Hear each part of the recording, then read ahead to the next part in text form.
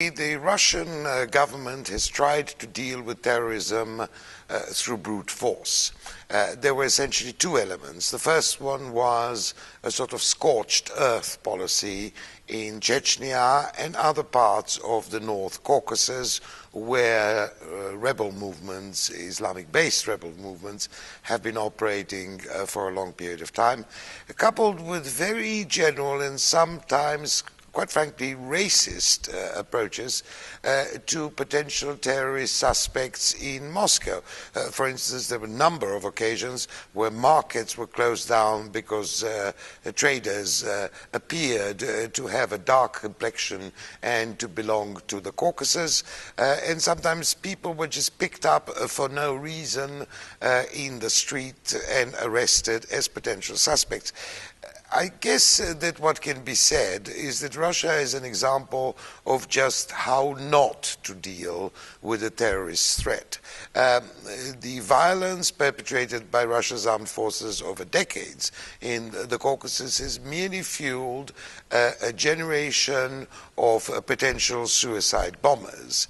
And the so-called racial profiling, which the Russians have applied, particularly in Moscow, has created even further alienation, so that the sizable Caucasian ethnic minority concentration in the capital now feels even more alienated from the majority Russian. Unlike many Western countries, such as Britain, where there has been a great deal of discussion about how to prevent radicalization and how to integrate different communities, the discussion in Russia is very basic. So theoretically, officially, Russia calls itself a federation, supposedly precisely because it's a multi-ethnic state in which the Russians are in a majority but not an overwhelming majority.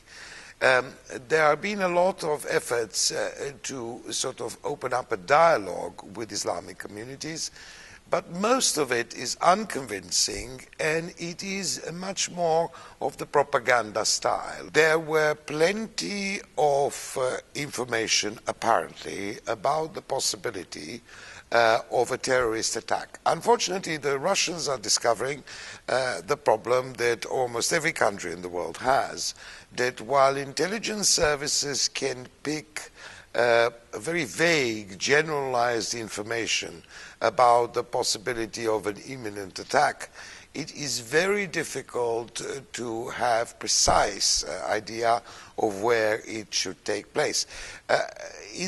It appears that Moscow's airports do have the facility to X-ray incoming people, but that the facility was never activated at the airports simply for reasons of efficiency. So in many respects, one can't blame the Russians for an intelligence failure.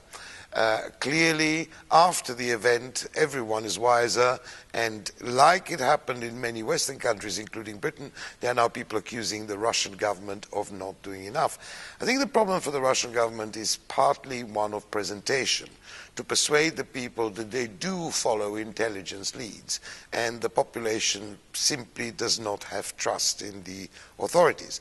And the second problem is the coordination between intelligence services, which is a very common problem in most other countries.